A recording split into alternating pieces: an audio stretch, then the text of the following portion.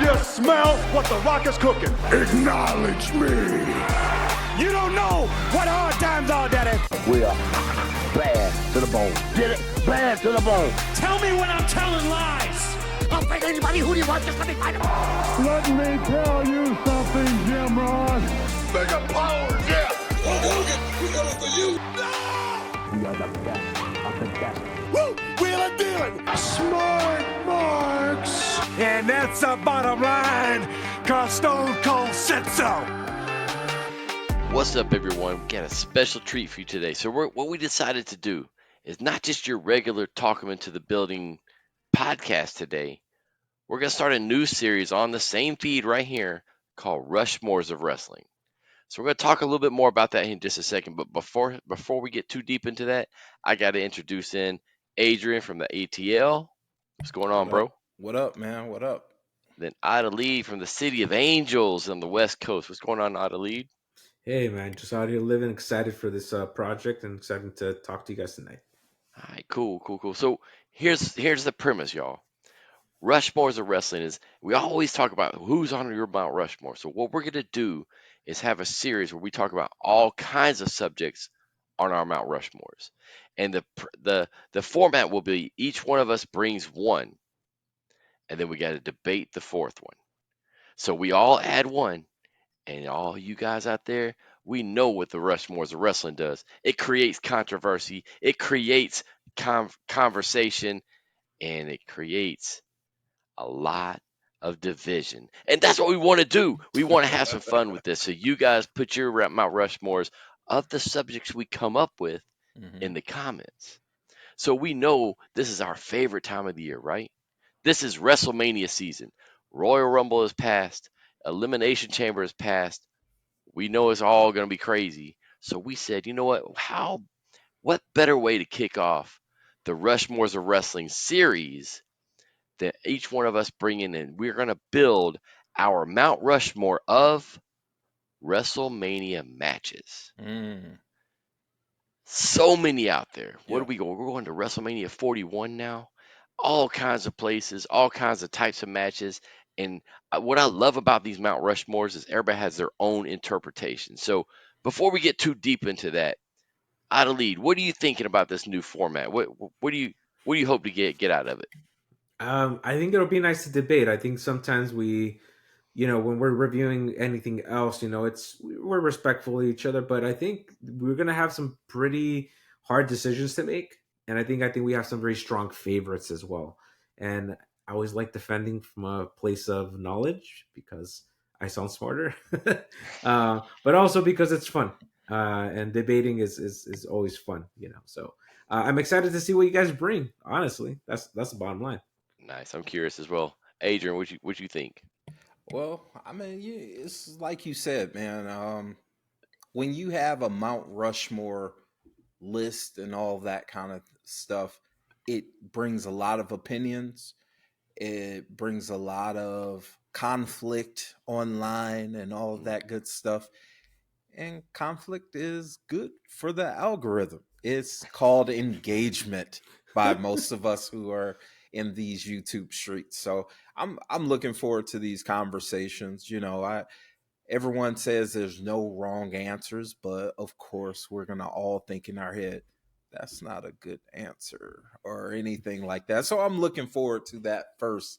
Yeah, man, I'm going to have to step in and say no to that, to that nominee. So I'm looking forward to it, man. It's a really good idea. I'm glad that you thought of that, bro. Nice. All right. So now here comes the fun part. Who's going to bring the first one? Who's going to bring and I guess since this was kind of, something out of my thought process, I'll kind of kick it off. Okay. Because I'm real curious. I wrote down several matches, and I didn't realize how hard this was going to be. I'm not going to lie. I sat down, I was like, damn. But what I have to look at, when I look at a match, I don't always just look at in-ring stuff, right? So I have to look at what led up to it, how it made me feel. That's what wrestling's about. How did it make me feel? And I had other favorite matches up until last year. And last year, Cody versus Roman, that's my favorite Mania match at this point. how I felt afterwards. So excited about it. Just the way the whole thing was kind of booked, the story around it, not just the story leading up to it, but the involvement of Cena, the involvement of the storyline with Seth, Taker coming in, Rock coming in, just so much. And just coming out of that and seeing the emotion from a Samantha Irvine when she's announcing it, she can't even get it out right. Seeing the emotion, the genuine emotion coming out of Michael Cole, seeing videos later on of Logan Paul sitting up there crying, and all these people just so involved. And to me, that's what this is all about. So that's my first one I like that. I like that. is Okay. Cody Roman. Okay. They threw a whole bunch of bells and whistles at that one. Yes, A whole for bunch. sure. A lot of smoke and mirrors. For sure. But everything made sense, and that's the thing. I think that Yeah. that really got me is that they involved the right players at the right time, Mm-hmm. and everybody. It wasn't anything random, and I think there Mhm. was so many little pieces that led up to it, Mm-hmm. and things that are still coming out of it, even to today, with the Definitely. whole Seth and Roman piece, the whole piece we've seen with The Rock and Cody, and now the new twist with Mr. Cena, and Yeah. still, the Undertaker part. And even hearing stories about Undertaker, I don't know if you guys have heard this, but Taker apparently was in a suite for that whole Mania.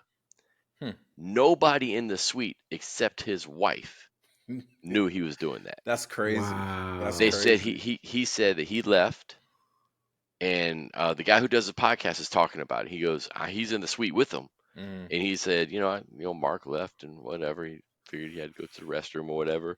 He goes, all of a sudden the bell tolls. He's like, "You got to be kidding me!" He goes, he had no clue, and he just went. He left, went and did it, and came back to the suite like nothing had happened. He said it was the craziest Wow. crap, That's and awesome. everybody was like, he said, "Man, I had to kayfabe them all." And he said just that reaction from the box when he got back up there was just crazy. But That's awesome. I mean, that's just the art of this whole industry. But Yep. so that's my pick. Any other feedback from my pick on that one? You know, it's. I think we're gonna look on it in 20 years and just think that that represents this new era, right? Mm, However long this era lasts. But we're all back in. I've definitely invited more people. It's like, if you're ever gonna jump back on, and I said this a year ago, it wasn't like recently. If you're ever gonna jump back on, this is it, because mm, it's great. It's well done. For all the flack that they always got for you hiring all these Hollywood writers. Gotta remember, Hollywood writers construct your story. mm, If you are Correct. actually giving them a chance to cook and to do their job and do it well at a high level, they're gonna give you some nuggets. Obviously, with the guidance of people who are in the pro wrestling business. You got Road Dogg back there, Triple H, Shawn Michaels, everybody. They're driving the ship, and it shows. It shows that they have that wrestling mind. But for me, what I appreciated, and this is where we get into the minutia of, is it a Rushmore match, right?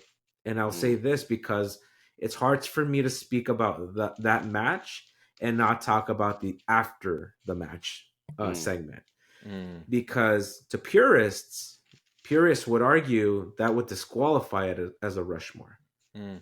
because what do we see at the very end is breaking kayfabe. It was like a Hollywood after party, right? Like, oh, bring out the producer, Triple H, come on down, you're the booker. And that for some might have taken them out, right? They Mm. would have said, you're letting me behind the curtain a little too much, right? Mm. And the show's still going. That's fair. That's a it's a fair good point. point. It is a Yeah. good point. But I think that also shows the evolution of this Mm-hmm. of this industry, because in a few minutes I'm curious to see where we go, Right. because there's a match that I had thought about Mm. Mm-hmm. that also shows the evolution of this industry in a reverse way. Mm. Okay. Oh. Uh-huh. Very different, very different. So, Interesting. all right. So, Adelie, since you're kind of rolling, what match you Yeah. bringing? All right. So again, like you, I really had to look at a few, and I did think about Cody Rhodes and Roman, just because, you know I was there for what I thought was going to be that moment at this last year's WrestleMania.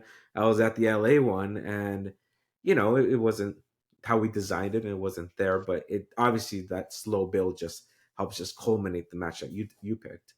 So I did consider that one for sure. The teenager in me considered other matches that hold more of a sentimental place in my heart, and that's true, right? We talked about passion is how they make you feel. That's going to stick with you.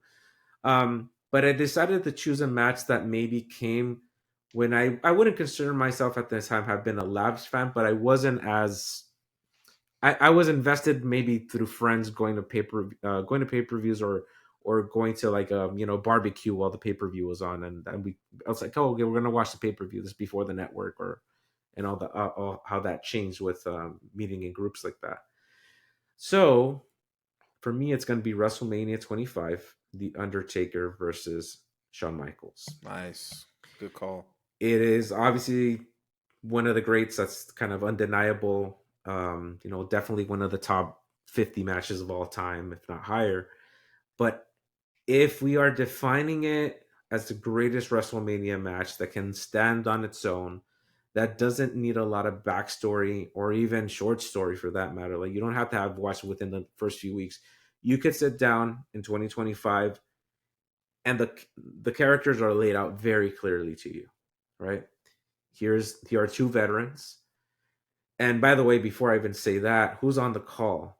You got Jim Ross, he's superb in this. He's not making jokes, and Jerry Lawler is there. He's adding color. He's not doing his goofy comedy routine. And you have Cole. And now with everything that Cole has now had free reigns to commentate, I appreciate it because that Cole is basically the Cole of today. That dude was still professional. He was on top of his game, and we know why he wasn't able to shine in that way. Mm-hmm. So for me, going back, he is an equal to JR, to a Lawler at that point, even though it might have not been at the time. That whole match just crescendos, and you talk about vets working. I mean, got HBK rising, coming down as a light. He's a deity versus a demonry because he comes from hell. That's when the Undertaker comes in, right?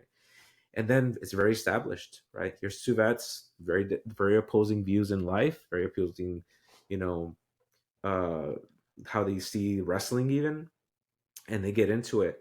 And you see every spectacular move, so much groundwork. I mean, they start working Taker's left knee from the beginning. Tells the story, right? I'm gonna ground you. I'm gonna ground you. And so many near falls, so many false finishes, so many moves turned on their head. From the very end of the match, the way the Undertaker wins is HBK is actually doing a moonsault. Undertaker catches him, which shows you how damn strong that dude is, and then gives them like the second tombstone pile driver because the first one doesn't work. And that's tells this story. They're hitting their super finishers after super finisher after super finisher within 10 minutes, and it's making no effect, right? And the crowd just has these moments where they rise. And here he is, the loud. And just before, you still had like flash bulbs or flashlights, so you still get that effect. And just the whole ambiance, the whole mood of that match. And then you think at the time, Taker still wrestled for a long time after that, if you think about it. But you saw truly, for me, him in his prime, both of them. Obviously, Michaels would have less of a career at that point, but just two guys who were working smart. They weren't working with the presence. And then, it's The Rock says this when he was training with I think Trent Barreto or some guys that they're not in AEW. Oh no, Kurt Hawkins. And Kurt Hawkins talks about that when Rock trains for these Mania matches, he actually pauses for the crowd noise. For the pops, yeah. He knows how over he is, that he builds that into the match. The reactions he's going to give and the reactions he's going to get. And that's how I think of these guys. These are two vets that are going to listen to the crowd. They know the cues. They know where the match is going, and they're pacing themselves. I mean, at one point, Taker's laid out for 3 minutes. He doesn't move. And then finally breaks they're going to count him out, and he comes in, and then it restarts the process. So just watching it in retrospect, you just catch all these really cool moves. Like the true idea of no wasted movement in a wrestling ring is fully on display. A match so nice they had to run it back the following year. Yes, sir. Yes, sir. No, I had no argument on that one. I mean, I would say that's one that was actually on my list of greatest matches of all time. Not just Mania, but overall, Oh yeah. because that is a pro wrestling match. Yeah. Like you said, Taker staying down for 2 to 3 minutes. That is Taker and Shawn understanding storytelling, understanding crowd, understanding everything. I mean, like how great those I've always said I think Shawn's the greatest in ring of all time. But looking at that, I think Taker's underrated. Yeah. I mean, Yeah. you really think about it, he is underrated. He understands that psychology. He understands certain things. So that's a great call out. Adrian, you any feedback for how to lead? I mean, like you.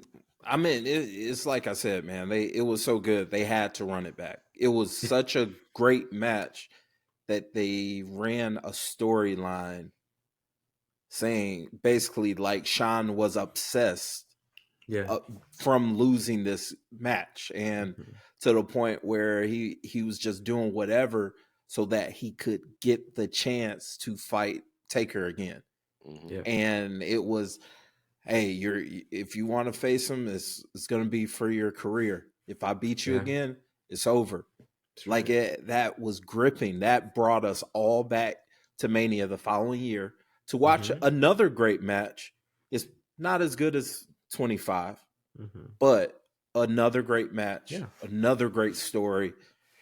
And like you said, with Taker laying down for all those times, if it's two wrestlers that you're not going to put time constraints on, it's probably those two. So, you know, and it's 30 solid minutes of that match. Yeah, end to yeah. end. Once you And cut it out wasn't the entries, main it's- event. And it wasn't the main event. No, it wasn't. Yeah. I mean, I could argue that you could take a Mount Rushmore of those 4 years because it's the same storyline for 4 years. This is true. Yeah. Shawn and Taker, Shawn and Mhm. Taker, Hunter and Taker, Hunter and Taker with Shawn as a In ref. the cage. That's I Yep. right. mean, those 4 years were insane. Yep. All 4 of those matches to me were great, Right. and all in different ways. Yep.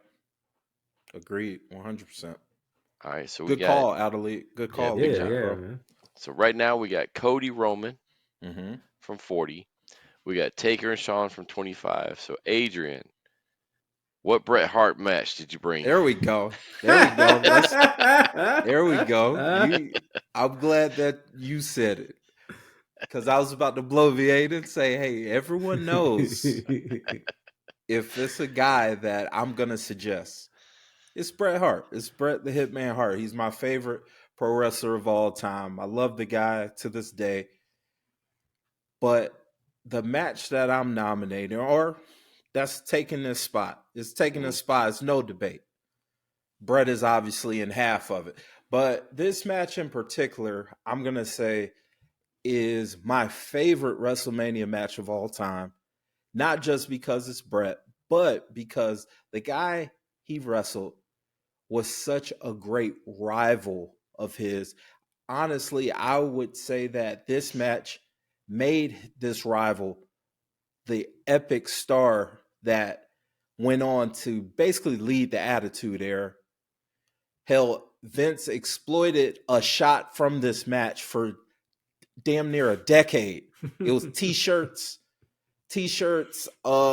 commercials, anything dealing with WWF or WWE. This shot, this epic, iconic shot was a part of it. So we're going to WrestleMania 13, gentlemen. We're talking Bret Hart, Stone Cold submission match. Very nice. And the main reason why I'm saying that this is my personal favorite WrestleMania match, and it has to be on the Mount Rushmore, is one of the only times, the most successful the most successful times that we've had a successful double turn that lasted, that actually lasted, had weight. And again, this is one of those matches. To me, I mean, of course, I'm a Bret Hart mark, so I'm gonna always put Bret over. But this was the match that really pushed Stone Cold to where he is. I know people talk about the post King of the Ring promo, and I know it was momentum and all of this, but this was the match. Yeah. This was the match. This was the lead in. The post match, just everything about this match. Hell, we could just break down once the bell rang, as in this match is over.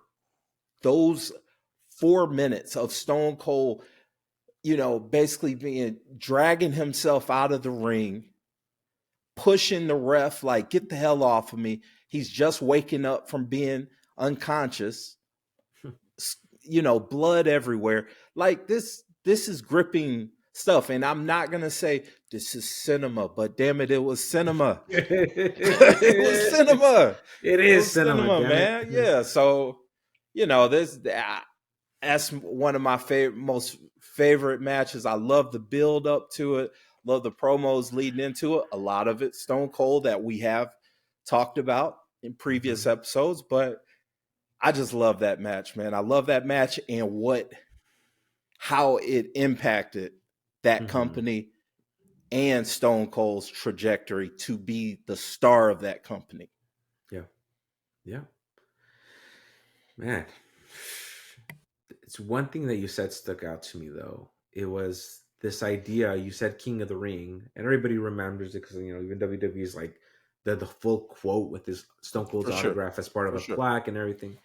But you're right. He didn't just shoot up. He kind of stayed in the, mid card. He was respected, right? Right.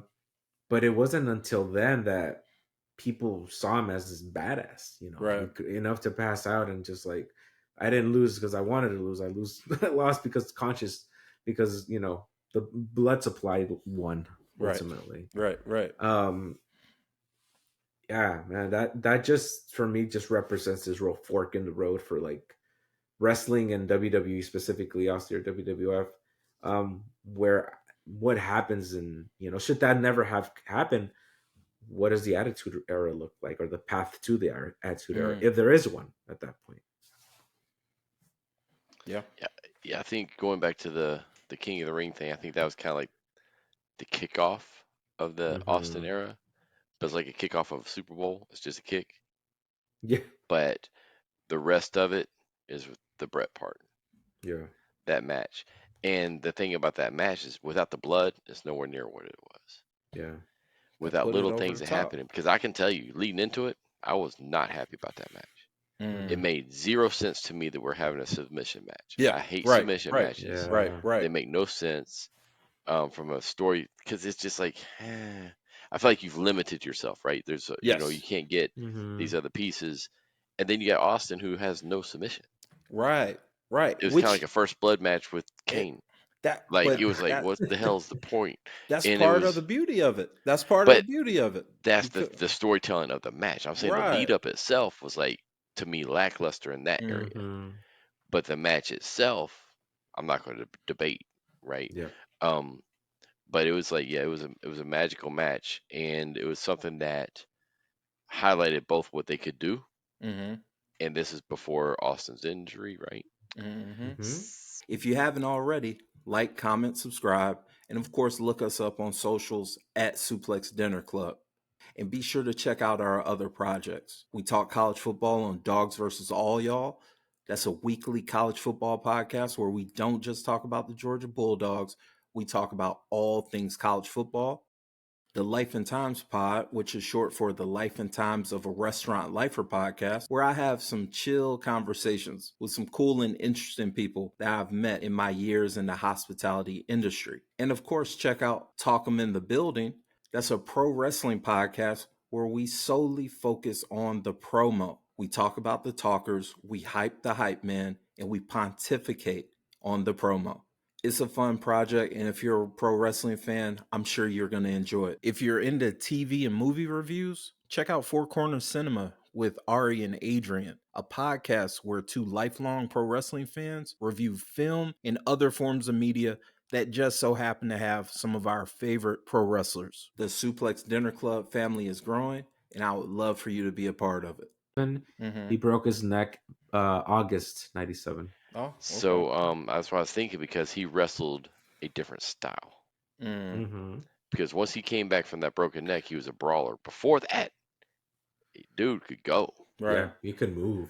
And I think that's the other part, is you think about some of the things that lead into a lot of these different matches, and that was a key: timing. All the things that had to happen for that, even that match to take place, down to the whole curtain call. All these little things that had to happen. If he doesn't get King of the Ring, he's not having this match with Bret. That's right. And so all this doesn't lead up, and that piece right there, this match is not as good had it been after he broke his neck. So no, I think that's a great call, man. Really good call. Not in my top, but that's what this is all about, right? We're building our Mount Rushmore. But here comes the fun part. Now we got to debate, because we already know. We know Adrian has a list of Bret Hart matches over. He probably has Bret and Vince at the top. I'm not sure, but he's got a whole list of them. That was a banger. So here comes the fun part. But we're gonna go in reverse order. So Adrian, we're gonna come to you first. Which one do you nominate, and that you're gonna sell us on, that should take this fourth spot? Because right now we've got Cody and Roman from 40. We got Shawn and Taker from 25, and then Bret and Austin from 13. So I don't think anybody can debate these.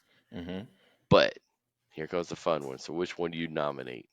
Well, this one actually isn't a Bret Hart match, to everyone's surprise, but this has got to be top 5 for me in WrestleMania matches, and that's going to be Shawn and Razor ladder match. That for me, that match in particular brings up like nostalgia vibes for me. It brings me back to being a kid and seeing two guys basically kill each other on ladders, using ladders in whatever way. It really did pave the way for a lot of these future ladder matches. It was it's almost unfair to be one of the first ladder matches, because you're just coming up with stuff, and the lore is always going to be, oh, this was so innovative. It was so innovative. You see what he did with this? It was so innovative. So that match in particular, those are two of the most over stars at that time. And that was a great storyline leading into that match also, because both were worthy IC champs at the time. Yep.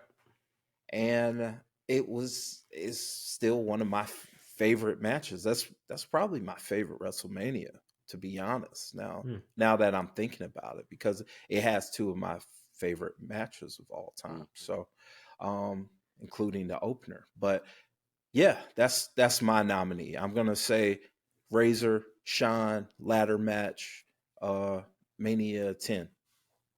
Okay. We're gonna unpack these more in a second. So who do you bring? Okay. So I'm just gonna lay it out, because this is my nostalgic call. This is my pick. And for a lot of reasons, but now really because of recency bias, I can make a very strong case for one of the people, more so now. The Rock, Austin, WrestleMania 17. Real easy. I mean, you have one player who is in the Mount Rushmore of pro wrestling, period, in Austin for me. And then you have The Rock, who people argue if he belongs on a Rushmore, but you better believe he belongs in a different Hall of Fame. He belongs in the VIP wing of the Hall of Fame at this point, both as a performer and as a booker, or as a very high executive in a multi-million-dollar company, and has produced some of the best moments in pro wrestling in the last 3 to 4 years. We're a long way from Miami and those terrible WrestleManias, as far as I'm concerned. At the time, I mean, now they're paying dividends, I guess. So yeah, Rock Austin. I mean, that was my jam. I mean, I'll induct that one just based on the promo leading up to it. That's it. Yeah, that lead in. I don't need more than that. Mm-hmm. All right, nice call, nice call. So I've got a few different ones, but I'm going nostalgia as well, and I'm going Hogan versus Rock. I was gonna 18. Yeah, throw that one. that was literally in my tabs. Yeah. Because it's what WrestleMania is about. Mm-hmm. Yeah, It's yeah. about, they talk about passing the torch, but I never really think about that one because Rock was established and all that kind of stuff. Mm-hmm. But the way that crowd was, no matter, this is one that the story leading up to it didn't matter Mm-hmm. because it didn't Yeah, work. yeah. The story was just Rock and Hogan. Yeah, But the fact that both of them are so good at what they do that they kind of reverse roles. Mm-hmm. They yeah. did. And Shit, Rock they is the did. one that allegedly And led that. accepted it, right? Yeah. But basically, according to Hogan in interviews, Rock is the one that said, "No, we're reversing this. We're Wow. going to do this." And down to, if you hear a lot of backstory on it, it's just interesting to hear how great both of them are Mm. and how they understood the crowd, how they understood what to do, and just that entire thing. You don't even, it wasn't the main event either, but you don't remember the main, Right. Yeah, it should have been. and it was unbelievable. And I think the other thing is you can hear it in JR's call. He's shocked that this is what's happening. Just everything around it was just, I think they totally underestimated what it was. Mm-hmm. But when you watch the match, it's a very basic match Mm-hmm. Yeah, as far as ring work. So it was solid. yeah. Because Hogan's It was, limited at that point yeah. too. Yeah, he's on the And last and four. Rock's still kind of part time at the Yeah, time, so it's like, yeah. but you think about what they did, how they did it. If you're gonna show somebody a match that gets people into it, because that crowd, Ooh, dude, Toronto was going crazy. because man. that's a 3-person match. There's hot Rock, Hogan, and that crowd, That's a fact. and they were hot, and Yeah, they were oh Toronto's my fire, gosh, man. it was crazy. So to me, that's the one I got to put up there, because if I'm gonna show a match, and I think about all these matches we just talked about on a Mount Rushmore, is something I can show somebody who's not a fan. Mm-hmm. Say, watch this, and tell me you wouldn't want to be in that arena. Mm. Well, let's get into it because I mean, this was a very strong choice. I almost said that. If you'd gone first and said it, I would have had to change my. I might have thought twice.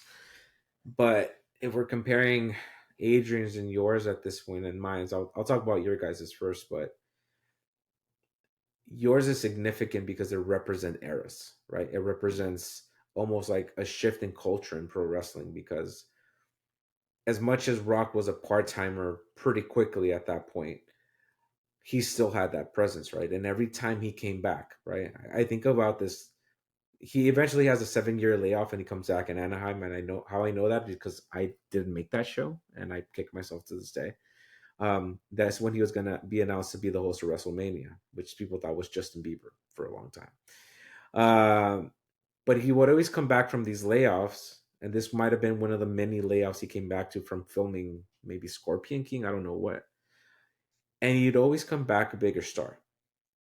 Never did Rock come back and not be a bigger star than the last time he was there.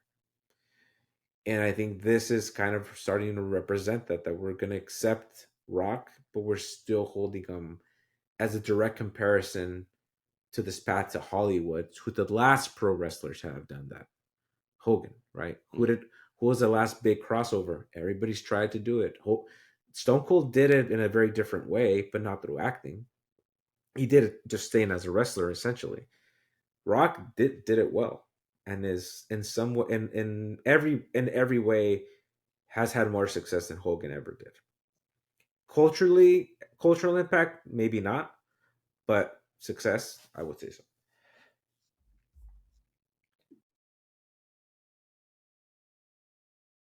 And then for Adrian, it's hard to argue because when you think about a ladder match, you can't have a conversation without this one, without the originator. and especially for two guys who at the time, like you said, stood on their own, but would become so much bigger and so much more important, not just to wrestling, but to the wrestling business. Right? Definitely. So it's a hard sell, and you guys make strong arguments on both ends. Yeah, I mean, all three are really great choices, and like Adelie said, Greg, Rock Hogan was definitely on my list for sure. The only reason, again, why I'm picking that ladder match is because the innovation on display. The innovation on display combined with that story, that's peak Shawn for me. Like, I know Shawn Michaels is one of the greatest wrestlers of all time. I'm a Bret Hart mark, but you'll never catch me just say Shawn Michaels is mid or anything crazy like that, because I know better than that. For me, that's peak Shawn Michaels. Shawn could do anything and everything at that point in time. And for Razor, that's probably peak Razor for me also. I don't know you all's opinion on it, because you know, I think that was peak Scott Hall in ring wise, you know. Right. I don't know, man. Like, when you're talking about, I think all three of our matches have true GOATs in it. So it's not one of those, well, I have the two biggest stars because it's Rock and Hogan. like what are we talking about here? Let's not even pull that card. But yeah, for me, it's the fact that these are two of the most popular, most over baby faces or characters at that time in peak health and peak performance in one of the most innovative matches of all time. And hungry, much less, right? Exactly, and much less is at Madison Square Garden. True. It's at the Mecca. It's literally at the Mecca. So yeah. Now we also know why you brought it up, because Brett's the one that came up with the match. So Brett's the one who proposed the fact that there's a ladder match, and he's left out, and he's still bitter about it. But you got me. He really did propose it. I'm sure you know that. But he is the one that came up with it. You got That's me. crazy. You got Apparently they did one in Stampede or something like that. Mm-hmm. And he wanted to be in it, and I've heard him complain about that. But he complains about everything. So. Complains about everything. He does. But I love him. So it sounds like, no offense, Adelie, but nobody brought up your Rock Austin match again. It sounds like we're between Rock Hogan and it's still in the Mount Rushmore of my heart. So yeah, for sure.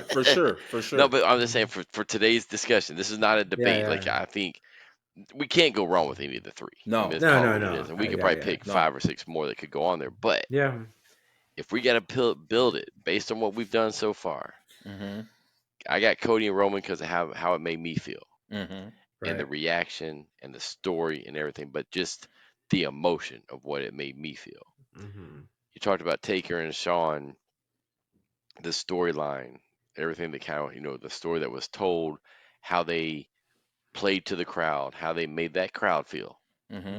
Taker, really understanding how to manipulate, I say manipulate in a good way, the crowd and all of that.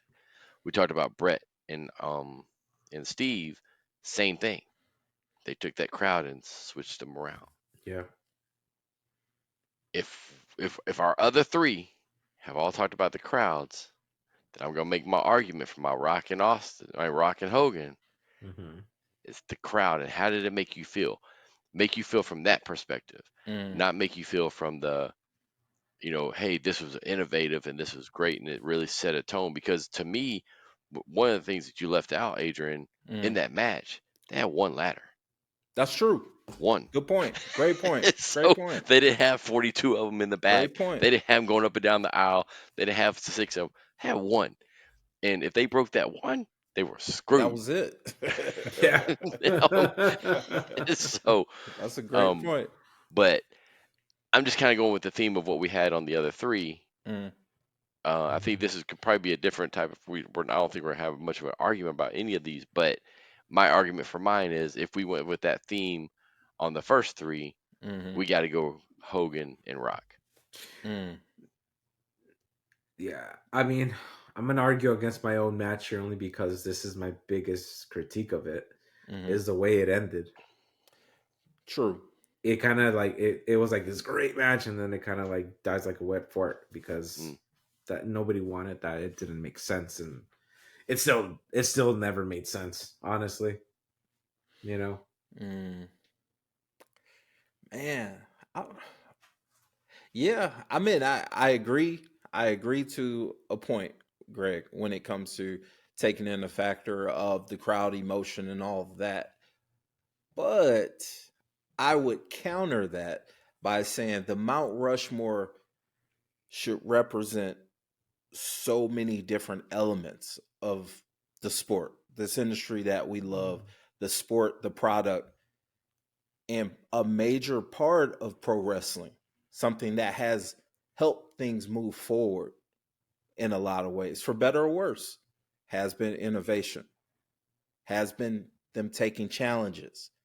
And although I will say the fact that that was a successful, hey, both performers in The Rock and Hogan saw how the crowd was, and they they essentially worked with the crowd and formed a great match based on that. I will argue that I don't want to ignore innovation of pro wrestling and essentially an evolution per se of pro wrestling, because a lot of today's wrestling, like it or not, they're inspired by that match. And again, that's a whole nother conversation of, do you even like today's style of wrestling? Because some people can argue like, hey, that match ruined wrestling. Some people can say that. If that match brought me this wrestler and this wrestler that I watch, probably on Wednesday, it ruined wrestling. Some people can say that. Some people can say that. But my argument, my counter to you is I don't want to ignore innovation and evolution. And that's what that match brought. Can I make an argument against it? Absolutely. Okay. I don't think that's the best ladder match in WrestleMania history. Agreed. No, 100% agreed. It's got to be the tag match, right? 17. Yeah. Yeah. But if not 4-10, you don't will get we 17. get that? No. Well, that's like comparing but then eras, that's right? Also, yeah. That's like we're talking about, oh, nobody will be as great as Michael Jordan. I'm like, well, also the rules are very different in basketball now. Let's be real. Fair. They change it about every 5 years. And that's kind of what I'm saying is you just talk about that people being inspired by that match. I'd argue that this generation is probably more inspired by 17.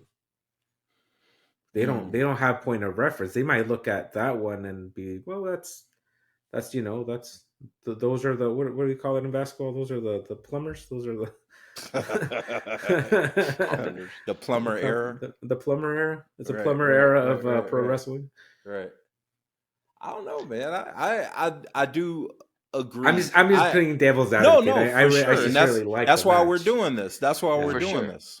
But if we talk about influence, what's interesting when we talk about this, and we have Cody and Roman on there. Cody's openly said his favorite match of all time is Rock Hogan. That's true.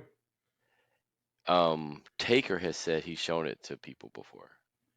He said young kids need to watch it because to understand how to be a character, how you don't need to do everything, and how you need to act in that ring. Austin had a discussion about it, and they said, you turn the sound off, the match sucks. He said, but what they did in that match was magical. And so these are people that are on our other 3 matches who were influenced or have used it to influence others. That's fair. Good point. I mean, I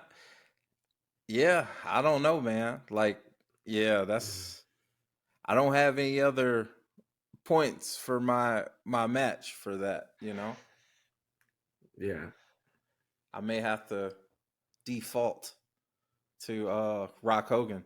Plus, all three of us did have it on the list, so it's kind of like that's true. eh. I think for me the strongest argument for it is that it represents a generational transition, or this historical marker, right? Because all the matches we've talked about up until now, we can put on a roadmap, and any even casuals, I dare say, will recognize them. Yeah. Like, oh, I or my brother talked about that. I remember that was a big deal, and that's the Cody Romans is forever going to be that road mark, and so is everything else that we talked about tonight. I'll wave the white flag on this one. I'll Alright, get so you guys next time. we're gonna say our Mount Rushmore was Cody Roman, Mm-hmm. Taker Shawn from 25, Mm-hmm. Bret Austin from 13, and then Rock and Hogan from 18. That's a good All right. list. All right, cool. That's I a can't good, argue it. yeah. One thing I'll say about this the Rock Hogan thing that I look at, and this is not part of my reason for wanting to put it on there. Hmm. I've listened to Bruce Pritchard talk about why didn't they do Hogan versus Flair, and he's made this, in Mania, and he's made this argument many times. WWF fans didn't know who Ric Flair was, Mm. and now if you really unpack that, this match shows you that. This match shows you WWF fans loved Hogan. Mm-hmm. They didn't care about the Hollywood Hogan. They didn't care about the NWO Hogan. They didn't care. To me, this showed that WWF fans were different, and that they were a WCW fans knew WWF. To me, WCW fans were always that harder core type fan, and they knew who Hogan was. So when Hogan came in and wrestled Flair, it was a big deal. But when you reversed it, it wasn't so big. Right. I make the same argument today that AEW fans know WWE, but a lot of WWE fans don't know AEW, and that's not a knock. It's just one's more mainstream than the other. Right. And just like same thing with TNA. TNA people, they know AEW, but all AEW fans don't know TNA. So it's just kind of that type of thing. To me, this match shows, like you said, generations. It shows that piece about what WWF was all about, and those fans, what they were. And interestingly enough, though, I'm gonna go back to that ladder match you talked about. So we've already solidified this. That was on my list as well. Part of that was because I was there when it happened. You were there. Yeah. And to me, that's definitely one of my favorite matches of all time. So, a couple of honorable mentions. I'm sure you guys has a couple others on your list that you thought about bringing. Adrian, what else did you have that you maybe honorable mention that you were going to pop in there? Honorable mention. We mentioned the tag match, the tag ladder match. That was crazy. That was insane. Another more recent match, the tag match there in Orlando with the Hardys coming back. That huge pop. That was a really fun match. If you go back and watch it, everyone was busting their ass, man. And like, it was a fun match. Also, and I'm just thinking of these manias that I've been to and the experiences. People kind of crap on it now, but Brock beating Taker in New Orleans for 30. Yeah. That's got to be that if you want to put in a quality of Mount Rushmore is Mount Rushmore of these WrestleMania matches, you got to say what matches truly define WrestleMania. And that match is that shock and allure, Can we say WrestleMania moments? So it would almost be like a Sure. WrestleMania moment, because that end of that match, I remember nothing about the match. All I remember is that moment. And it's like, huh? I just remember laughing. I was in the crowd laughing because people were crying. Grown men were crying. And last one, that IC title or IC ladder match in Dallas, 32. That was a really fun match, and the surprise of Zack Ryder winning and everyone wooing, like everyone, like it was years prior where Zack Ryder was over and we were wooing, but once he was actually having a shot, everybody locked back in like it was 2013. Like woo, woo, woo! I'll never forget that. That was a really fun match. That was cool. Yeah. Idly, what about some honorable mentions? I mean, you said a lot of them that I like. The tag match is still just. I mean, that's 17. But that Mania is just a fun, nostalgic Mania. Just beginning of it to end. 20 is underrated now that we think about it in retrospect, and it's a wild one if you look at it. But Eddie Angle, I mean, you'll never see two workers working. I mean, I'm not a wrestler, but chef's kiss. Yeah, just top to bottom. That was a wrestling WrestleMania, just with that match and later how you close the night. We don't talk about it now, but Benoit celebrating with his brother. His road partner over here through countries, and they both walk out as champions. Probably guys that were told you're too small for this business, and here they are. That's as high as you can get in professional wrestling in every aspect, right? And now unfortunately it's tarnished, and it's tarnished is probably a poor word to use, but and neither of them are here. So for me, that one holds a real special place just because of how tragic it is. Cool. I had a couple of them. I had Hogan Andre. Yeah. It was a nice storytelling, but also defined an era. To today, it's on the front of that intro. Yeah. And it's huge. When you think about, when I see that slam, I think about, and you've seen that slam, kind of recreated in art form. And I think about it's almost like Rocky and Apollo. It's that type of an iconic picture. Yeah. I even think about WrestleMania 1, T and Hogan versus Piper and Orndorff. I mean, that defined everything. That was on mine, but one of the ones that I could seriously almost put on here was Taker versus Hunter, Hell in a Cell. Yeah. That to me, because I was so pulling for Hunter. It's like, and I was at that one too, and man, it was so good, and it was so emotional. But even the ending with all three of them on the ramp, and it was just so much mutual respect and so much. It was a culmination of a 4-year storyline, right? That started with Shawn and Taker, and I just thought that was just really, really, really well done. Interestingly enough, nobody put that WrestleMania 3 match with Steamboat and Savage. Yeah, and that's what I was gonna say. Like, no one mentioned that. Someone's gonna be in the comments like, "You guys don't know wrestling. This is the greatest match ever." And that's the one I was gonna say. In reverse, is how that match. Have you ever heard Steamboat talk about it? I've heard him asked, "What do you like more, the matches with Flair or the matches with Savage?" He goes, "It's not even close, Flair." Wow. He said, "Savage made them such a write down every single move. They rehearsed it, and that was not something Steamboat would do." He said, "Flair, we just went out there and did it." And he's like, he said, he actually didn't like working with Savage. Basically, what he said. He didn't say it point blank like that. And I was like, listen to him talk about it, and you hear the drama behind it. And to me, hearing that story tarnished what I'm watching.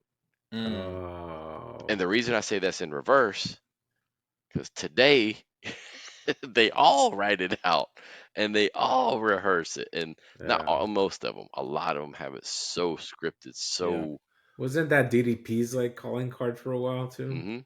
I believe it. Had to write out the whole matches and whatnot. And he talked about it on a podcast for him and Savage. I don't think he was as meticulous. He said they like to both talk about everything. He said he liked to have it all laid out, but he liked to listen to the crowd once they got out there. Okay. So it was almost more detailed than say as Austin would put it, a fishbone that they would follow. But like, I just thought it was interesting to hear that because that's not something I would have thought about Savage at that time, WrestleMania 3 time. But yeah, to hear Steamboat talk about it, you can see in his face, he's just like, no, I don't like that match. He probably got stressed out dealing with Randy. And then knowing that, 2 years later or something like that, he's wrestling Flair 3 times and they just do whatever they want to do. Just kill it. Basically. To this day, one of the best. That's it. All right, man, this has been fun. Hopefully you guys have enjoyed this one. So, listeners in the comments, let us know what's your Mount Rushmore. Let us know. Yeah. And keep in mind, these are our opinions, and we're right. But at the end of the day, put your opinions in the comments, and you can be right too. But yeah, for real, that's what we love about these Mount Rushmores. They're so debatable. There's such interpretation, and I love what we came up with. But there could have been 15 other matches we added to this, right? And I mean, it just match after match after match. If you really think about it, I came close to putting Bianca and Sasha on there. That's definitely just one the of them. impact of that, Yeah. and not the impact of just two women. I'm not gonna go even deeper than that. Just 2 women headlining a night of WrestleMania. That would have never happened for years. And a hell of a match. Yeah. I mean, you can even go to Daniel Bryan and Kofi. I mean, that was huge. And the impact of that, Kofi, winning that. I remember the emotion being there. I mean, Adrian and I were both there in that longest WrestleMania in history, and it was so freaking cold. Yeah, ridiculous. Thank God for that WrestleCon bus. Thank bro. God for that bus, bro, because it started raining right after that. And but yeah, I mean, and there's other impacts because having I know we all talked about being at different ones. That puts a different impact on you. That Hardy, like you said, that Hardy entrance, that still allows outdoor reaction I've ever heard of anything. Yeah. Anything. So crazy. Crappy stadium because we were there together for that one. Crappy stadium, but it was a crazy entrance. Remember, like the entrance ramp was from like a mid-level, and it was such forever. it was such a long pathway. Yeah. It was crazy, and then we were just at the Hardy's party right before that. Which is even crazier. Dang. True carnies, they're out there man. just signing autographs. True with workers, wrestling man. happened in the parking lot, bro. It was crazy. Yep. It was like they were making like $45 over here, and now boom, here they are. But yeah, everybody, please put those comments in there. Let us know what you think about this. We're gonna do these on a regular basis. Rushmores of Wrestling. You're going to see all kinds of different subjects. You'd be surprised what we're going to come up with. A lot of times people just say you're just greatest wrestlers. Nah, y'all. Like today, WrestleMania matches. Next time, you just don't know what we're going to come up with. So please hit those down there. And also put in the comments what kind of Rushmores do you want us to see? Would you want to see? Like what kind of subjects? Nothing's off limits. Nothing at all. So hit us up on there. Always follow us here on intothebuilding.com. And like, subscribe. Let us know how you like everything. Out of lead. You want to throw out some any handles or anything? Instagrams? No, just follow Pod, Talking Pod. Follow us on the socials. Like, subscribe. Share it out if it's something you enjoy. This is a conversation, and this is a cool venture because I definitely had a good time tonight. Definitely, definitely. Adrian, any shout outs? Suplex Dinner Club, man. Just follow the brand, obviously intothebuilding.com. And to any of the listeners, we really do appreciate you giving us an opportunity. We know there's plenty of podcasts out there. We're trying to do something different, trying to go from a different aspect. We're not just doing ratings and reviews. We're like unpacking stuff, and we're talking about our personal experiences. All 3 of us are lifelong fans, and if you're listening, 9 times out of 10 at this point, you're a lifelong fan too, because you're getting close to an hour. And all of us have ADHD at this point, so we appreciate you if you're still tuned in. For sure. Thank you so much for watching, for listening, liking, subscribing. Like they said, follow us on the socials. Check it out. Check out Suplex Dinner Club. Bunch of podcasts on there too, Definitely. right here on the network. And hit me up at the Greg Troxel on Instagram and on X. And we will see you next time right here on IntoTheBuilding.com on Talk 'em Into the Building and this special episode called Rushmores of Wrestling. Talk to y'all later. Peace.